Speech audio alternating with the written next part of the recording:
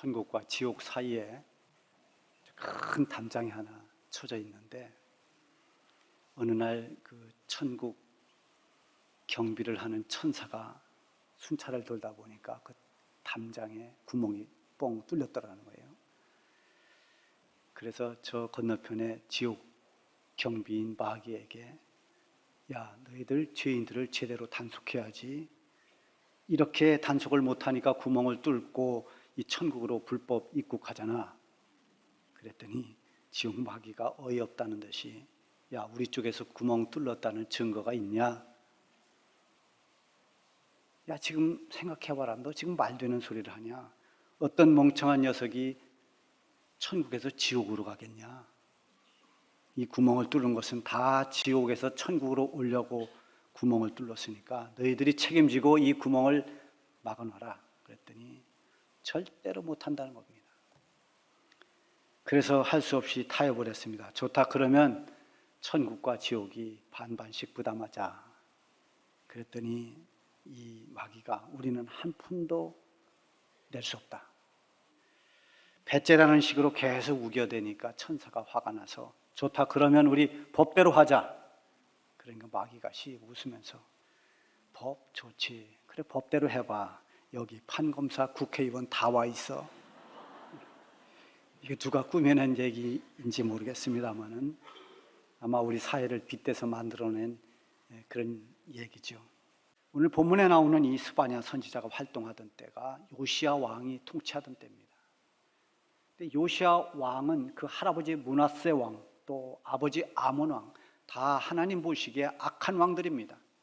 하나님의 백성들인데도 불구하고 하나님을 섬기지 않았고, 오히려 온 나라의 우상이 들끓게 하는 우상 숭배로 만연된 그런 나라를 만들었습니다. 요시야가 8살이라고 하는 아주 어린 나이에 왕위에 올랐는데요, 그가 이 왕위에 올랐을 그때만 해도 이 유다는 온 나라가 다 우상 숭배에 빠져 있고 타락과 부패가 극에 달했을 때입니다. 후에 이 요시야 왕은 대대적인 종교 개혁을 일으킵니다. 우리가 이래서는 안 된다. 우리가 하나님의 백성이고 하나님을 섬기는 민족인데 어째서 이 땅에 이런 우상들이 가득하고 하나님을 멀리하고 우리가 우상 숭배에 빠져 있느냐. 그래서 종교 개혁을 일으키면서 모든 우상들을 다 버리게 하고 우상의 산당을 다 헐어버리고 백성들로 하여금 하나님을 섬기도록 그렇게 결단을 하고 개혁을 일으킨 왕이 요시야 왕입니다. 그런데 이 스바냐 선지자가 지금 이 스바냐서를 기록할 당시인 이 요시야 왕이 개혁하기 전 그 어렸을 때, 그때만 해도 이 백성들이 굉장히 타락했고 나라는 부패와 타락으로 극에 달해 있을 때입니다. 스바냐서가 기록될 때 이렇게 하나님을 멀리하고 우상 속에 빠져 있는 백성들에게 경고하는 말씀이 스바냐서를 시작하는 이제 처음에 나오고 있습니다. 내가 땅 위의 모든 것을 진멸하리라. 하나님의 심판의 말씀이 나옵니다. 스바냐서는 3장까지 되어 있어요. 짧은 그런 성경인데요, 마지막 3장 1절 2절에도 보면은 하나님의 책망이 나오고 있습니다. 패역하고 더러운 곳, 포악한 그 성읍이 화 있을진저, 그가 명령을 듣지 아니하며 교훈을 받지 아니하며 여호와를 의뢰하지 아니하며 자기 하나님에게 가까이 하지 아니하였도다. 무서운 책망을 하고 있습니다. 이렇게 패역하고 하나님을 멀리하며 살던 시대에도 하나님을 의지하며 진실한 믿음을 가지고 살아가는 믿음의 사람들이 있었습니다. 이 사람들이 바로 남은 자들입니다. 이 현실을 가슴 아파하면서 나라 민족을 위해서 하나님 앞에 엎드려 기도하는 그런 사람들, 하나님께서 이 땅에 긍휼과 자비를 베풀어 달라고 눈물로 기도하며 하나님의 은총을 기다리는 이 사람들이 바로 남은 자들이었습니다. 아무리 시대가 어둡고 암담해도 그 시대마다 하나님을 경외하는 남은 자들은 반드시 있기 마련입니다. 여러분, 이 시대에 여러분들이 바로 이 남은 자들이 되시기를 바랍니다. 엘리야 시대의 아합과 이세벨의 탄압으로 인해서 이 엘리야가 갑자기 절망에 빠집니다. 그리고 광야로 들어갑니다. 거기 가서 누워버렸습니다. 뿐만 아니라 하나님 앞에 내가 이제 조카오니 내 생명을 거둬달라고 그렇게 푸념을 합니다. 그러면서 엘리야가 무슨 말을 하는가 하면, 하나님, 이제 이 땅에 하나님의 선지자들은 다 죽고 오직 나만 남았습니다. 그때 하나님께서 이 엘리야에게 새로운 사명을 주시면서 엘리야가 전혀 알지 못했던 놀라운 말씀을 하십니다. 내가 이스라엘 가운데 7,000명을 남기리니 다 바알에게 무릎 꿇지 아니하고 바알에게 입맞추지 아니한 자리라. 온 나라가 다 바알 숭배에 빠진 것 같아도 너만 혼자 남은 것이 아니라 바알에게 굴복하지 않고 끝까지 믿음을 지키는 7,000명이 남아있다는 것입니다. 엘리야는 홀로 남은 자신만 쳐다보았습니다. 그런데 하나님은 너 말고도 믿음을 지키며 하나님을 의지하고 있는 많은 사람들이 있음을 알려주고 있습니다. 하나님을 바라보고 믿음으로 사는 성도들은 언제나 하나님의 말씀에 귀를 기울이고 하나님의 뜻에 마음을 두고 살아가는 사람들이어야 합니다. 그럴 때 이 보이는 세상은 실망스럽지만은 또 여러 가지로 힘이 들지만 그럼에도 불구하고 하나님으로 말미암아서 그런 모든 것들을 이겨낼 수가 있습니다. 세상의 환경에 휘둘리지 않고 오직 하나님께서 주시는 힘을 얻고 기쁨과 평강을 누릴 수 있는 것입니다. 그래서 사도 바울은 우리가 우겨쌈을 당하여도 쌓이지 아니하고 답답한 일을 당하여도 낙심하지 아니하며 핍박을 받아도 버림받지 아니하며 거꾸러뜨림을 당해도 망하지 아니한다 했습니다. 그래서 바울은 이런 환경과 상관없이 어떤 고난이 있고 어떤 핍박이 있어도 그런 가운데서도 우리가 누릴 수 있는 것을 누리라고 기쁨을 강조합니다. 빌립보서 4장 4절에 보면 주 안에서 항상 기뻐하라, 내가 다시 말하노니 기뻐하라. 데살로니가전서 5장 16절에서는 항상 기뻐하라, 이렇게 기쁨을 강조했습니다. 오늘 이 스바냐 선지자도 암울한 시대임에도 불구하고 하나님을 의지하는 하나님의 백성들에게 기쁨을 강조했습니다. 14절에 보면 시온에 따라 노래할지어다, 이스라엘아 기쁘게 부를지어다, 예루살렘 따라 전심으로 기뻐하며 즐거워할지어다. 여러분, 우리가 믿음으로 살고 있지만 주변의 상황이 답답하고 또 여러 가지 힘겨운 삶에 지쳐 있을 수 있습니다. 이런 성도들에게 하나님께서 오늘 이 스바냐 선지자를 통해서 전심으로 기뻐하라고 하신 이 말씀에는 이유가 있습니다. 첫 번째는 하나님께서 형벌을 제거하시고 원수를 멸하셨기 때문입니다. 15절에 보면 여호와가 내 형벌을 제거하셨고 내 원수를 쫓아냈으며, 가장 무서운 형벌이 어떤 형벌입니까? 하나님으로부터 오는 형벌입니다. 이 세상에서 무기징역을 언도받거나 또 그보다 더 가장 최악의 사형 언도를 받는다 하더라도 그것과 비교할 수 없는 것은 죄로 말미암아서 지옥에 떨어지는 영원한 멸망, 바로 하나님의 형벌입니다. 하나님의 형벌은 그래서 무서운 것입니다. 우리가 이런 무서운 형벌, 죄로 말미암아 영원히 죽을 수밖에 없는 우리가 이제는 구원을 받았습니다. 우리가 구원을 받은 기쁨 가운데 빼놓을 수 없는 기쁨이 바로 죄사함 받은 기쁨입니다. 여호와가 내 형벌을 제거하셨습니다. 죄사함을 받고 구원받은 하나님의 자녀가 되고 하나님 백성 되어 살고 있다는 것이 얼마나 기쁜 일입니까? 스바냐 당시에는 적들로부터 침략을 받고 고통받는 그 상황에서 내가 원수를 쫓아내겠다 이렇게 말씀했지만, 오늘 우리들에게서 이 말씀은 일시적인 형벌을 제거하나 원수를 쫓아내는 것이 아니라 우리의 영원한 적인 사탄의 권세를 꺾고 죄와 사망에서 해방시켜서 영원한 구원에 이르게 하는 것입니다. 세상이 아무리 혼란해도 죄사함을 받은 기쁨은 사라지지 않는 것입니다.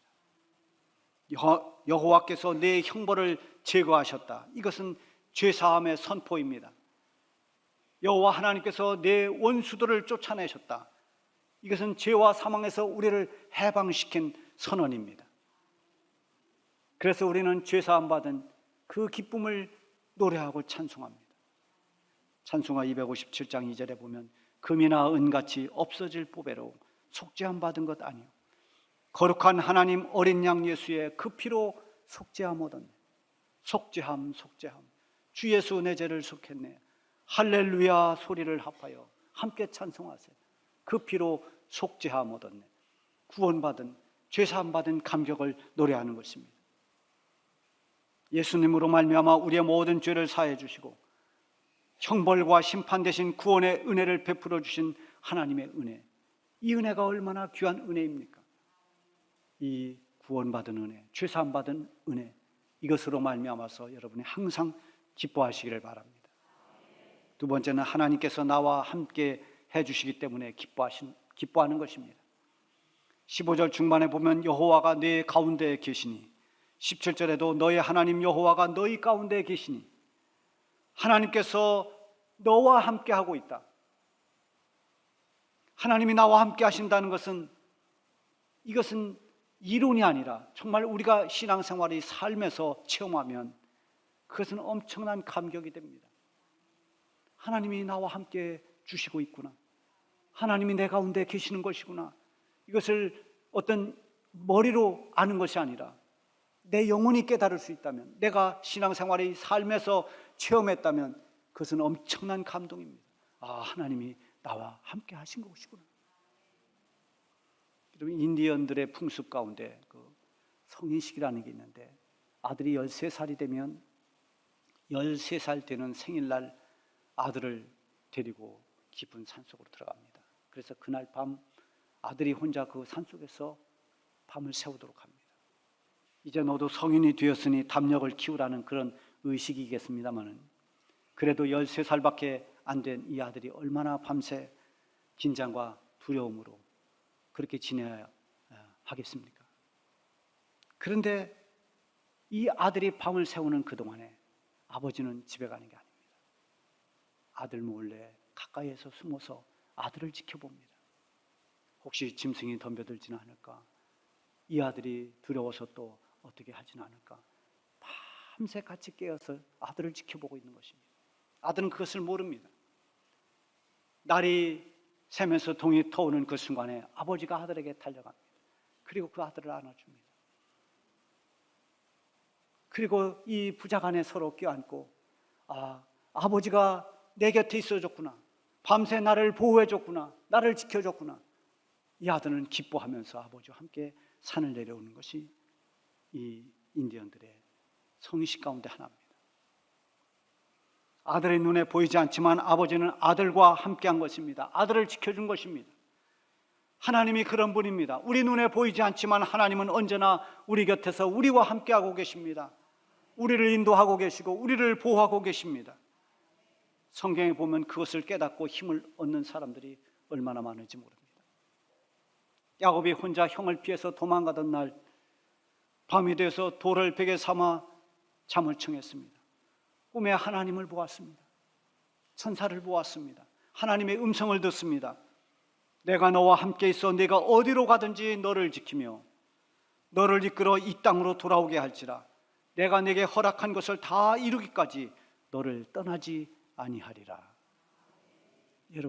여러분이 야곱이라면, 그래서 이 하나님의 음성을 들었다면 그때 심정이 어땠을까요? 두려움 속에서 잠들었던 야곱이 하나님의 이 음성을 듣고 잠에서 깨어나서 한 말이 무엇입니까? 여호와께서 과연 여기 계시거늘 내가 알지 못하였도다.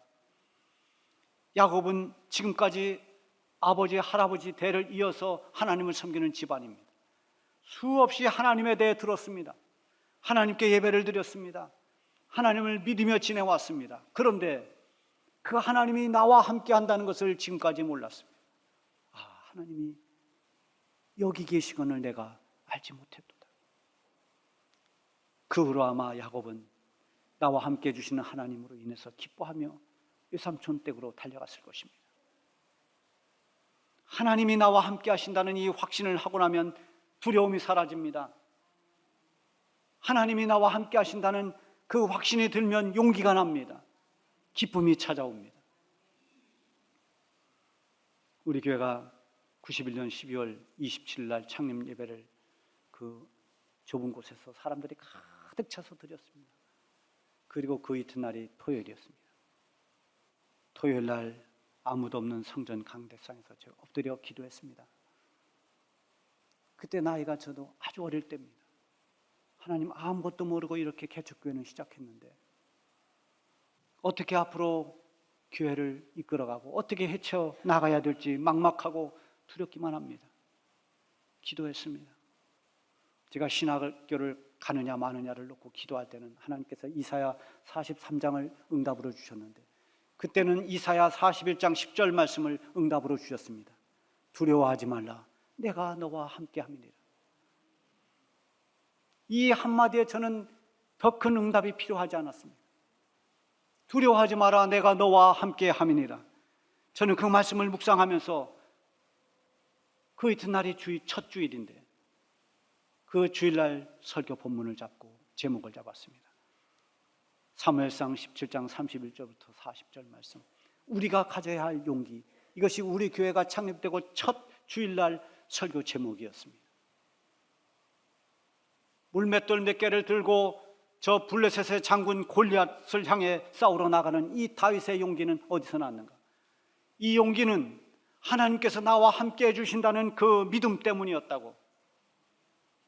우리 교회가 지금 열악한 환경에서 이렇게 첫걸음을 떼고 있지만 하나님이 우리와 함께 해주실 것이기에 우리 용기를 내서 한 걸음씩 한 걸음씩 나아가자고 힘주어 설교했던 것은 어쩌면 저를 향해 외친 설교이기도 합니다. 하나님이 우리와 함께 한다는 것은 우리에게 얼마나 위로가 되고 기쁨이 됩니까? 하나님은 우리를 택하시고 부르셔서 우리를 떠나거나 버리지 않습니다. 언제나 우리와 함께 하면서 우리의 가는 길을 인도하고 계십니다. 우리의 기쁨의 근원은 하나님께 있습니다. 하나님이 우리 가운데 함께 하심이 우리의 기쁨입니다. 이렇게 하나님이 함께 해 주심으로 인한 기쁨, 이 기쁨이 여러분 가운데 언제나 충만하기를 바랍니다. 세 번째는 하나님께서 나를 사랑하시기에 기뻐하는 것입니다. 17절의 하반절에 보면 그가 너로 말미암아 기쁨을 이기지 못하시며 너를 잠잠히 사랑하시며 너로 말미암아 즐거이 부르며 기뻐하시리라. 하나님께서 우리를 사랑하신다는 것은 우리가 가진 어떤 조건 때문이 아닙니다. 내가 성공을 했거나 내가 많은 것을 얻었거나 이런 것 때문이 아닙니다. 하나님 사랑하는 것은 나에게 있는 그 무엇 때문이 아니라 내 자신을 사랑하는 것입니다.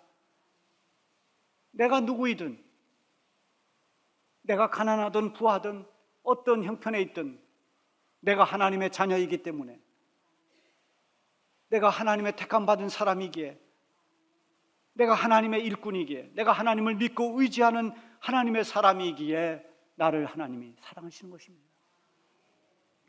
하나님은 사랑의 눈으로 우리를 보십니다. 그래서 하나님을 향한 우리의 작은 헌신과 충성에도 하나님은 기쁨을 이기지 못하시는 것입니다. 하나님은 사랑의 귀로 우리를 들으십니다. 그래서 우리가 하나님 앞에 드리는 작은 신음소리도 하나님은 외면하지 않고 들어주시는 것은 하나님이 우리를 사랑하시기 때문입니다.